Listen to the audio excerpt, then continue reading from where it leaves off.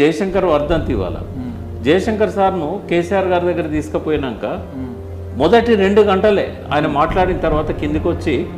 ఆ మెట్లు దిగిన తర్వాత నందినగర్ ఇంట్లో వాళ్ళ తల్లిదండ్రుల ఫోటో ఉంటుంది బయటకు వెళ్ళేటప్పుడు లెఫ్ట్ సైడ్కు ఆ ఫోటో చూసి వీళ్ళు చరితార్థులు అన్నాడు జయశంకర్ గారు. ఎందుకు నేనేం మాట్లాడలే కార్లో కూర్చున్నాక అడిగిన ఇంకోటి పైన మెట్ల మీద దిగిపోయేటప్పుడు కేసీఆర్తో సెకండ్ తీసుకొని రావు సాబ్ మీరు తెలంగాణ చేస్తారనే నమ్మకం నాకు బలపడ్డది అన్నాడు. పోయేటప్పుడు ఏమన్నాడు చరితార్థులు వాళ్ళ తల్లిదండ్రులు కాదు సార్ దగ్గర పోయేటప్పుడు కేసీఆర్ గారి దగ్గర పోయేటప్పుడు ఈయన నేను ఎప్పుడు చూడలేదా నాకు గుర్తులేదా ఆయన ఎట్లుంటాడో 2 సార్లు ఫోన్లో మాట్లాడాడు అమెరికా వెళ్ళినప్పుడు ఏమంటావు ఈయన గురించి అన్నాడు. అంటే నేనైతే ఆయనతో చాలా రోజుల నుంచి కూర్చుంటున్నా సార్ ఇంట్రెస్ట్ అయితే ఉన్నది బట్ ఆయన వచ్చేది మెయిన్ స్ట్రీమ్ పాలిటిక్స్ నుంచే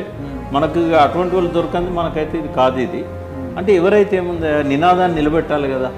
ఆయనే ఉంటాడని గ్యారెంటీ ఉన్నది తెలంగాణ వచ్చేదాకా ఎంతోమంది నాయకులు వచ్చిండ్రు పోయిండ్రు ఆయన కూడా వస్తాడు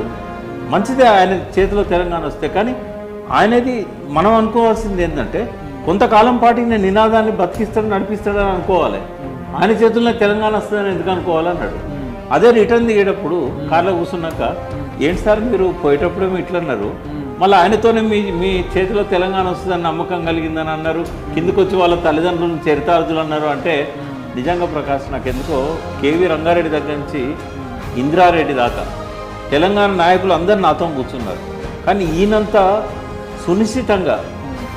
ఒక్కొక్క ప్రశ్న వేసి సమాధానాలు రాబట్టుకోవడంలో ఆయన సీరియస్నెస్ నాకు కనబడ్డది ఆయన కళ్ళల్లో ఒక ఆర్తి నాకు కనబడ్డది. నేను మళ్ళీ చెప్తున్నా ఆయన చేతుల్లో తెలంగాణ వస్తుందని చెప్పాను.